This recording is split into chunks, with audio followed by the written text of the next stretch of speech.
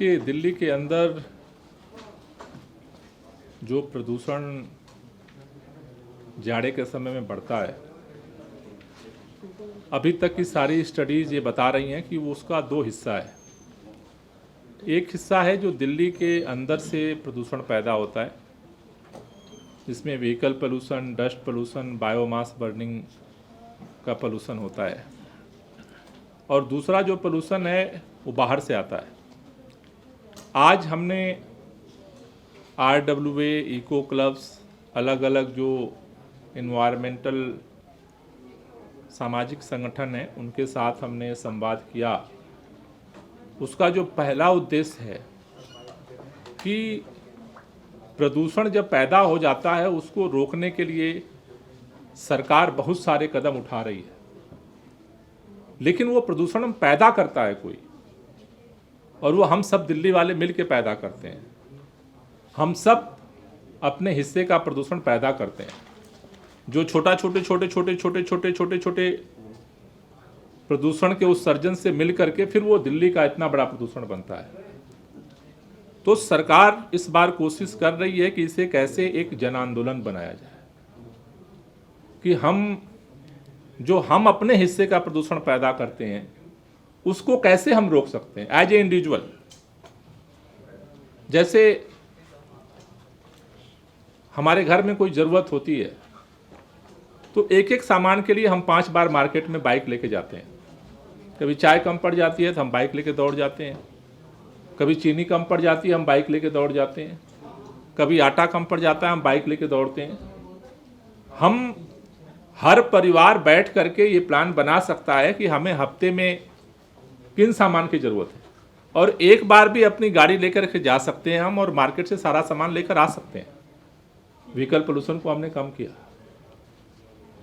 वैसे ही आज तो ये सारा जो संवाद हम कोशिश कर रहे थे कि लोगों की ओपिनियन गैदर करना कि ये लोग क्या सोचते हैं, क्योंकि अपने अपने स्तर पे ये लोग काम कर रहे हैं, क्योंकि RWS के लोग समाज के स्तर पे काम कर रहे हैं। मुख्य तौर पर जो अभी इन लोगों की तरफ से सजेशंस आए हैं, सुझाव आए हैं, उसमें जैसे रेड लाइट ऑन गाड़ी ऑफ कैंपेन हमने किया। अधिकतम लोगों ने इसका सपोर्ट किया है कि उस कैंपेन को दोबारा जारी रखा जाए, जिससे कि उसमें लोगों का एक पार्टिसिपेशन होता है, जिसमें उनका काम प्रभावित नहीं होता है, लेकिन जो पोल्यूशन होता है उसको कम करने में उस समय का उनका योगदान होता है। दूसरा, RWS अपने अपने स्तर पे कार पूलिंग को प्रमोट करें, इसका सजेशंस लोगों ने दिया है, और कईयों ने कहा है कि हम अपनी जगह करते हैं। जैसे अभी आज इन्होंने कहा कि इलेक्ट्रिक व्हीकल पे हम हैं, लेकिन हम कार पूल करके आए 2 लोग मीटिंग में, तो इसका सजेशन आया है। तीसरा जो सजेशन आया है कि ख़ासतौर से जाड़े में जो ये बायोमास बर्निंग होती है जगह जगह, तो वो गार्ड जो ड्यूटी करते हैं, नाइट ड्यूटी पे जो लोग होते हैं, वो लोग अलाव चलाते हैं, क्योंकि उनके पास कोई ऑप्शन नहीं होता है, रात भर जगना है। तो ये सजेशंस आया है कि RWA, NGOs और जो एजेंसी हैं, कंस्ट्रक्शन एजेंसीज हैं या और जो एजेंसियां हैं जो वर्कर्स को रखते हैं काम पर, उनको उनके लिए एक गाइडलाइन जारी किया जाए कि वो उनके लिए हीटर का प्रबंध करें, जिससे कि पूरे दिल्ली के अंदर जो बड़े स्तर पे बायोमास बर्निंग होती है उसको रोका जा सके। ये एक इम्पॉर्टेंट जो है वो सजेशंस लोगों का आया है। दूसरा, अगला जो सजेशंस आया है कि जो RWAs हैं या इस तरह के जो संगठन हैं जो काम करते हैं, उनका एक व्हाट्सएप ग्रुप बनना चाहिए, जिससे कि अवेयरनेस को ग्राउंड तक लेके जाया जा सके। क्योंकि बहुत लोग टीवी देखते हैं, बहुत लोग अखबार पढ़ते हैं, लेकिन बहुत ऐसे लोग हैं जो केवल अपने मोबाइल तक सीमित हैं। तो व्हाट्सएप ग्रुप पे कैंपेन का सुझाव आया है। उसके साथ साथ जो है ये सजेशंस आया है कि जैसे आज हुई है मीटिंग, उसी तरह से अलग अलग मोहल्लों में RWA स्तर पे RWAs ने प्रस्ताव दिया है कि वो वहाँ पे वर्कशॉप कराने को तैयार है, जिससे कि लोकल लेवल पे, निचले स्तर पे लोगों को अवेयरनेस हो सके और वो क्या हिस्सेदारी कर सकते हैं, लोग बैठ करके आपस में चर्चा करके डिसाइड कर सकें। तो मुख्य तौर पर इस तरह के ये करीब 8-10 सजेशंस आए हैं। इन सजेशंस को लेकर के हम सरकार के डिपार्टमेंट्स के साथ हम प्लान करेंगे आगे। और जो अपना विंटर एक्शन प्लान है, सरकारी पहलकदमी के साथ साथ जन भागीदारी कैसे इसमें बढ़े, इस बार हम इस पे जोर देना चाहते हैं। तो आज के संवाद से हमें उसमें मिलेगी सहूलियत। दूसरा, बहुत सारे लोगों से जो अलग अलग काम कर रहे हैं, हमने आज एक ईमेल जारी किया है greenwarroom@gmail.com। तो दिल्ली के चूँकि गाइडलाइन की वजह से बहुत कम लोगों को, हमने सिलेक्टेड लोगों को यहाँ बुलाया था। कोई भी दिल्ली का वासी, चाहे वो किसी तरह का सजेशंस अगर रखता है और चाहता है कि भाई जन भागीदारी कैसे, लोगों की हिस्सेदारी कैसे पोल्यूशन कम करने में हो सकती है, सरकार को सजेशन देना चाहता है, तो greenwarroom@gmail.com पे वो अपना सजेशंस जो है हमें 2 दिन के अंदर भेज सकता है, जिसको भी हम अपने विंटर एक्शन प्लान में शामिल करेंगे। सर, आपने कुछ दिन पहले कंस्ट्रक्शन कंपनियों के जो हैं उनसे बात किया था, लेकिन अभी भी दिल्ली की अगर बात करें तो मथुरा रोड पे इतना बड़ा कंस्ट्रक्शन का काम चल रहा है, लेकिन वहाँ कहीं भी किसी भी तरह का जो प्रोटोकॉल है वो नहीं निभाया जा रहा है। आज भी मलबे खुले में पड़े हुए हैं, कई दिनों से जो बारिश का पानी था वो जमा हुआ है और कंस्ट्रक्शन फुल स्विंग पे चल रहा है। डस्ट पॉल्यूशन वहाँ ज़्यादा है, उसके लिए आप लोग क्या करेंगे? नहीं, अभी हमने उनको 15 दिन का समय दिया था। अब अगर फिर भी अगर नहीं करते हैं तो फिर उसके खिलाफ हम अभियान शुरू करेंगे। सर, कब तक होगा ये? क्योंकि लगातार अब चीज़ें जैसे नवंबर अक्टूबर आ रहा है, लेकिन अगर ये उनको तो देखना चाहिए, जैसे आप लोगों ने बात भी की थी एलएनटी नहीं, जो नहीं कर रहा है उसके खिलाफ कार्रवाई करेंगे, उसमें तो कोई छूट नहीं मिलेगी। सर, मैं लेट मी ब्रीथ प्लग से हूँ और हम लोग इसी तरह से सस्टेनेबिलिटी स्टोरीज़ करते हैं। मुझे आपसे पूछना था कि कितना ज़रूरी है लोगों को सेंसिटाइज करना कलेक्टिव एक्शन के लिए, आप कह रहे हैं जन भागीदारी के लिए, कितना ज़रूरी है कि हम साथ में बिहेवियरल चेंज के लिए काम करें? नहीं, ये तो सबसे ज़रूरी है, क्योंकि सरकार जो कोशिश कर रही है कि 2 लाइन ऑफ एक्शन पे काम करना। वन थिंग, हम जो पैदा करते हैं पोल्यूशन उसको ही रोका जाए, पैदा होने से ही रोका जाए। सेकंड, जो पैदा हो चुका है उसको कैसे कंट्रोल किया जाए। तो जो पैदा हम करते हैं दिल्ली वाले अपने हैंड से, जो हम पोल्यूशन पैदा करते हैं उसको कंट्रोल करने के लिए जन भागीदारी, और जन भागीदारी उनको जब तक अवेयरनेस नहीं होगा तब तक जन भागीदारी को सुनिश्चित नहीं किया जा सकता। तो आज जो हमने ये शुरुआत की है वो उसी दिशा में शुरुआत की है। आज प्रतिनिधियों के साथ बात हुई है और इसको हम नीचे ग्राउंड लेवल तक लेकर के जाएंगे, जिससे कि लोगों को अवेयर किया जा सके कि हम जो प्रदूषण कैसे कैसे पैदा करते हैं, ये हमारे माइंड में क्लिक होना चाहिए कि हम कैसे प्रदूषण पैदा करते हैं, हमारी क्या कंट्रीब्यूशन है इस पोल्यूशन में। जब आपके माइंड में ये क्लिक करता है तो फिर आप सोचने लगते हो, कभी कभी याद आ जाता है कि नहीं ये काम नहीं करूँगा, ज़रूरी नहीं है तो नहीं करूँगा। कई बार हमारी आदतन हम वो काम करते हैं जिसकी हमें ज़रूरत नहीं होती है। जैसे मैंने कहा रेड लाइट पे गाड़ी चालू रखना, उसकी हमें ज़रूरत नहीं है, लेकिन एक हैबिट बन गया है कि वो बगल वाला चालू रखा है तो मैं बंद कैसे रखूँ, ज्यों रेड लाइट होगी वो तो चला जाएगा, मैं रुक जाऊँगा।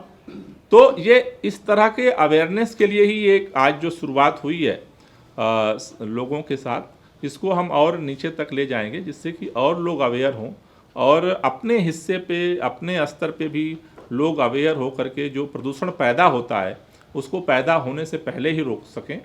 एंड सरकार के लेवल पे जो हम एफर्ट कर रहे हैं कि जो पैदा हो जाता है उसको कैसे फिर कंट्रोल किया जाए। और सर, आमतौर पर दिल्ली में तो सरकार आप प्रदूषण पे काम कर रहे हैं, लेकिन आप कहते हैं कि पड़ोसी राज्यों को सपोर्ट मिलना चाहिए। पड़ोसी राज्य की बात ना करें, सिर्फ नगर निगम की बात करें, तो क्या लगता है कि नगर निगम से भी जो बेसिक तौर पर, लोकल तौर पर जो सपोर्ट मिलना चाहिए वो सरकार को मिल पा रहा है? देखिए, अभी पिछले साल हमने काफ़ी ज्वाइंट अभियान चलाया था और जहाँ जहाँ गैप रह गया है, हमने जो पीछे मीटिंग की थी सारे एजेंसीज़ के साथ, तो हमने डिस्कस किया है। तो इस बार हम कोशिश कर रहे हैं कि जो जो गैप रह गए थे उसको भी पूरा किया जाए। तो बेसिकली देखो, वो सेंसिटिविटी का मसला है, क्योंकि प्रदूषण एक ऐसा मसला है कि हम सबकी सांस से जुड़ा है। एजेंसी कोई भी हो, सरकार कोई भी हो, दिल्ली में जो रह रहा है उसे सांस लेना है, और सांस लेना है तो फिर अगर वो सांस प्रदूषित है तो उसके समाधान के बारे में सोचना पड़ेगा। तो मुझे लगता है कि एजेंसीज अलग अलग हैं, ये बात ठीक है, लेकिन सेंसिटिविटी के लेवल को हम बढ़ाने की कोशिश कर रहे हैं, जिससे कि उनको लगे कि ये मेरा काम है। बात एमसीडी में तो ड्यूटी वो कर रहे हैं ना, उनके बच्चे तो एमसीडी में नहीं है, आने वाली पीढ़ी एमसीडी में नहीं रहेगी, लेकिन फिर भी उनको संकट तो होना है। तो हमारी जो कोशिश ये है कि जो एक्शन है, एक्शन लेने के साथ साथ सेंसिटिविटी को बढ़ाया जाए, लोगों को ओनरशिप आए कि हमारी ये प्रॉब्लम है तो हमें इसे सॉल्व करना है। अब वो जहाँ हैं वहाँ से वो कंट्रीब्यूट कर सकते हैं, वो एमसीडी में है तो एमसीडी से कंट्रीब्यूट कर सकते हैं, कोई डीडीए में काम कर रहा है डीडीए से कंट्रीब्यूट कर सकता है, कोई आरडब्ल्यूए में काम कर रहा है आरडब्ल्यूए से कंट्रीब्यूट कर सकता है। आप सारे मीडिया में हो, आप भी कंट्रीब्यूट कर सकते हो, क्योंकि this is a our collective duty. ये कॉन्शस पैदा हो, इसके लिए हम पैरेलल एक्शन के साथ इसके लिए हम ये कोशिश कर रहे हैं। और मुझे भरोसा है कि आज जो डायलॉग हुआ है ये धीरे धीरे और आगे बढ़ेगा। तो मुझे लगता है कि हम समाज के लेवल पे इस कॉन्शसनेस को अगर डेवलप करेंगे तो एक कलेक्टिव रिस्पॉन्सिबिलिटी आएगी और उससे प्रॉब्लम्स जो हैं, जो अलग अलग एजेंसीज के जो प्रॉब्लम्स हैं वो रिजॉल्व होंगे। लेकिन सर नगर निगम से पूछा जाता तो ये कहती है कि हमको फंडिंग नहीं देती सरकार, तो हम कैसे काम करें, हम कर्मचारियों तक को सैलरी देने का पैसा नहीं है। अभी इस बात करें सिर्फ अगर दूसरे डिपार्टमेंट की, तो उन्होंने टीचर्स तक निकाल दिए हैं कि हमारे पास पैसा नहीं है, सरकार ने फंड रिलीज ही नहीं किया सैलरी देने के लिए।